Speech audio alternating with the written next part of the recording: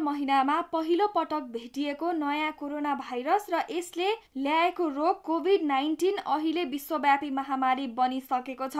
कसैमा यो रोगले सामान्य प्रभाव मात्रै पार्छ भने कोहीमा यो रोग मृत्युको कारण बनिदिन्छ। यो नयाँ भाइरसले कसरी शरीरमा आक्रमण गर्छ, यसका कारण किन मानिसको ज्यान जान्छ, मानिसको शरीरमा प्रवेश गरिसकेपछि भाइरस फैलन र स्थापित हुन केही समय लाग्छ। त्यसलाई इन्क्युबेसन पिरियड अथवा संक्रमण काल भनिन्छ। त्यो बेला भाइरसले तपाईको शरीरमा कोषभित्र पसेर तिनलाई आफ्नो नियन्त्रणमा लिने गर्दछ। यदि नजिकै कसैले खोकिरहेको छ भने तपाईले सास फेर्दा कोरोना भाइरस अन्यको शरीरमा पस्न सक्छ। दूषित वस्तु वा सतह छोएर आफ्नो अनुहार छुँदा पनि कोरोना भाइरस शरीरमा छिर्न सक्छ। त्यसैले पहिला तपाईको घाँटी भित्रका कोष, श्वास नली र फोक्सोलाई असर गर्न थाल्छ।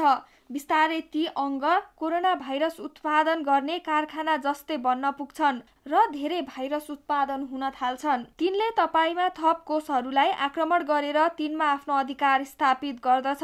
प्रारम्भिक अवस्थामा तपाई बिरामी पर्नुहुन्न। केही मानिसहरूलाई त कहिले कुनै लक्षण नै देखिँदैनन्। भाइरस स्थापित हुने संक्रमणकालीन अवधि सरदर 5 दिनको भएको पाइएको छ। कोभिड-19 भन्ने रोग 10 मध्ये 8 जनाका लागि सामान्य रोग हो। उनीहरूलाई रुगा लाग्ने र ज्वरो आउने गर्छ।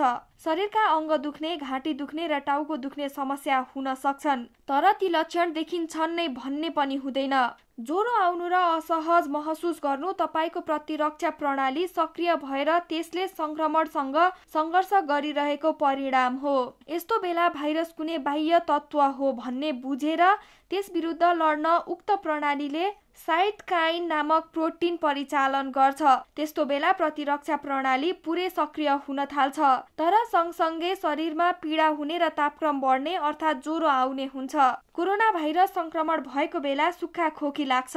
त्यति बेलासम्म भाइरसहरू कोषमा बिस्तारै सक्रिय हुन थाल्छन्। केही मानिसहरूलाई खकार पनि आउन थाल्छ। यस्ता लक्षण देखिएमा बिरामीलाई ओछ्यानमा आराम गर्न लगाइन्छ र पर्याप्त झोल कुरा खान दिइन्छ। प्यारासिटामोल पनि दिने गरिन्छ। यति बेला अस्पताल नै लगेर विशेष उपचार गर्न आवश्यक हुँदैन। 1 हप्तासम्म रहन सक्ने यो अवस्थामा प्रतिरक्षा प्रणाली सक्रिय भएका कारण अधिकांश बिरामीहरू निको हुन्छन्, तर केहीलाई गम्भीर प्रकारको समस्या उत्पन्न हुन थाल्छ। तथापि नयाँ अध्ययनले कोही बिरामीको नाकबाट धेरै सिगान आउने गरेको पनि देखाएको छ। यदि रोग अझै गम्भीर हुँदै गयो भने भाइरस विरुद्ध प्रतिरक्षा प्रणालीको अधिक सक्रियता त्यसको कारण हुन सक्छ। प्रतिरक्षा प्रणाली सक्रिय हुँदा शरीरमा फैलने रसायनले शरीरमा जलन हुन सक्छ, तर त्यसलाई सावधानीपूर्वक सन्तुलन मिलाउनु पर्ने हुन्छ। धेरै जलन भइरहे शरीरमा निकै धेरै हानि पनि हुन सक्छ। भाइरसले प्रतिरक्षा प्रणालीमा असन्तुलन ल्याउन थाल्यो भने शरीरमा धेरै जलन हुन सक्छ। त्यस्तो बेला के भइरहेको हो थाहा नहुन पनि सक्छ। किङ्स कलेज लन्डनकी चिकित्सक नथाली म्याकडर्मट्स भन्छिन्, मुखबाट सास नली हुँदै हामीले फेर्ने सास अर्थात् वायु फोक्सोमा भएका ससाना कोठामा पुग्छ। त्यही कोठाबाट अक्सिजन रगतसँग मिसिन्छ र कार्बन डाइअक्साइड बाहिर निस्किन्छ।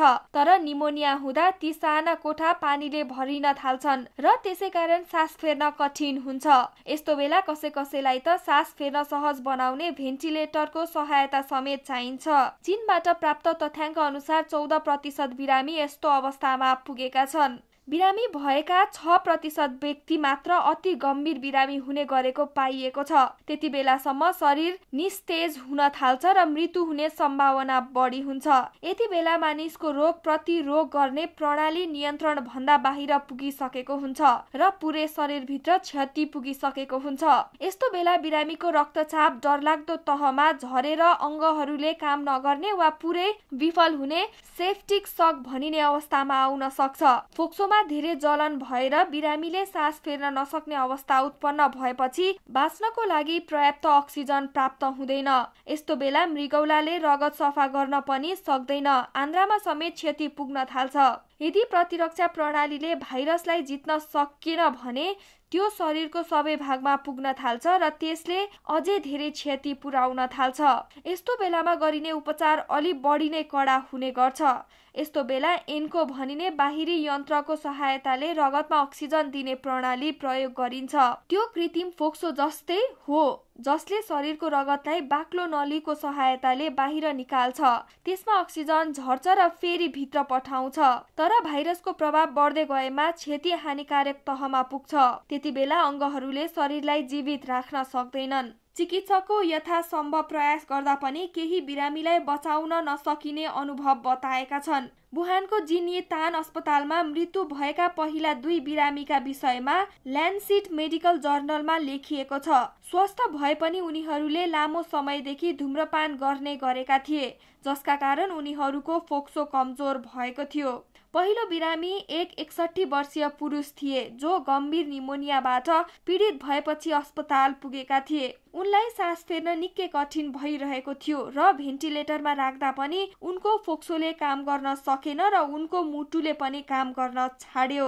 अस्पताल भर्ना गरिएको 11 दिनपछि उनको ज्यान गयो। अर्का बिरामी पनि 69 वर्षीय पुरुष थिए। उनलाई सास फेर्न गाह्रो हुने व्यथा लागेको थियो। उनको उपचार गर्न एन्को नामक उपकरण प्रयोग गरियो, तर त्यो पर्याप्त भएन।